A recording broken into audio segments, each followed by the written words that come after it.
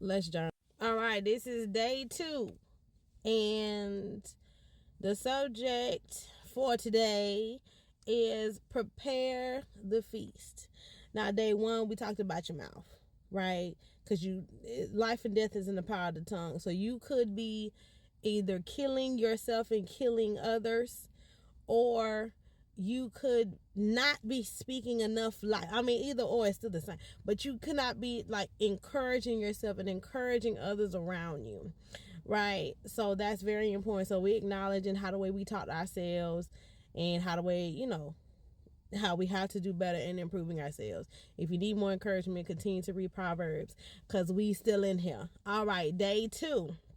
Prepare the feast. Prepare the feast. So it's December the 2nd or 3rd, whichever one you watch this.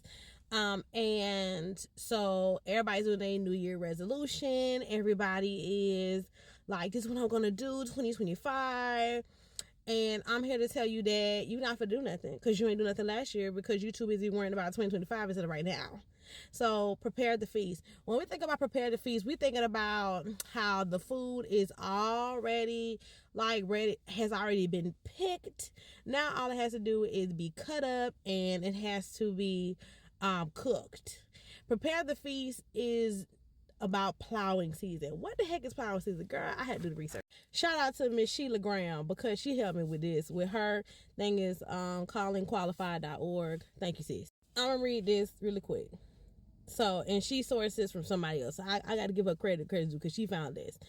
So it says late fall and winter plowing destroys the weeds and many insects. And then another one was the turning under large amounts of organic matter is likely to result in better decomposition when done in the fall.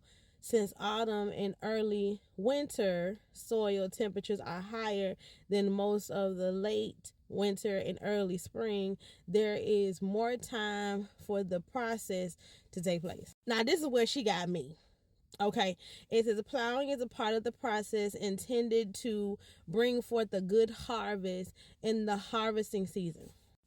We are still in Proverbs chapter 20, verses 1.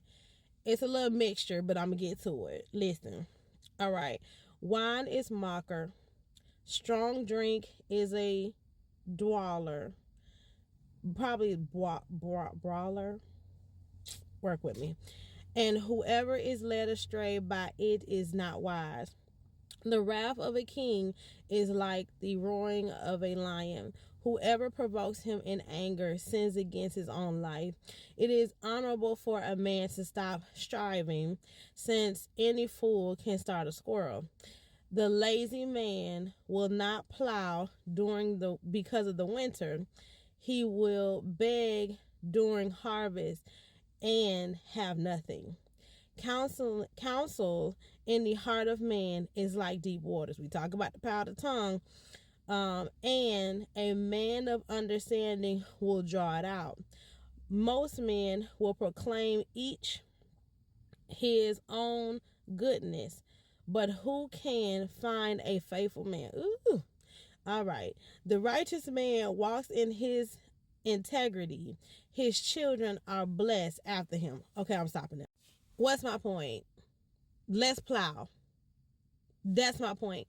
It is time to work. We need to remove the snow off of the grass, off of everything, so that the decomposers, the little organisms can do what it needs to do, so when it's time to put them seeds down, we have good soil. Now, I like to reference me some scripture because I want you to know that they all line up together. So in Mark 4, Jesus talks about this farmer, right? He's in a group full of all these folks. Some of I think all the apostles was there, child. And so when the farmer plants seeds on this soil, it does 4 things.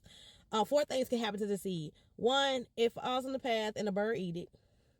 2, it falls on the rock and it falls on the rocks with little soil, but it has limited growth. 3rd, it falls on the thorn and it grows up with the thorns, but it is suffocated. And then the last one, that it falls on good soil and it is able to grow. And because as it is nurtured, not only by the cycle of life in the earth, that the farmer would do additional work and all the things. Now that's my part. The last one that did was it landed on good soil, but I'm just giving you some background. So what we journaling? We journaling on how we are going to just write down at least 3 things how you are going to prepare for the things that you want today. I remember listening to Alex Hermosi, and he talked about the difference between entrepreneurs and the regular 9-to-5ers, people who making, making wealth, and the difference between poor people is because poor people say tomorrow, wealthy folks say today. So let's do this today.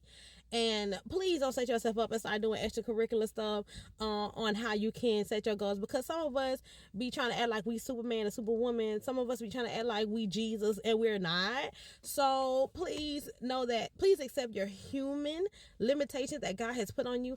And again, like this is said, Miss Graham, God will bless the rest, but you still have to prepare for the harvest. So let's plow.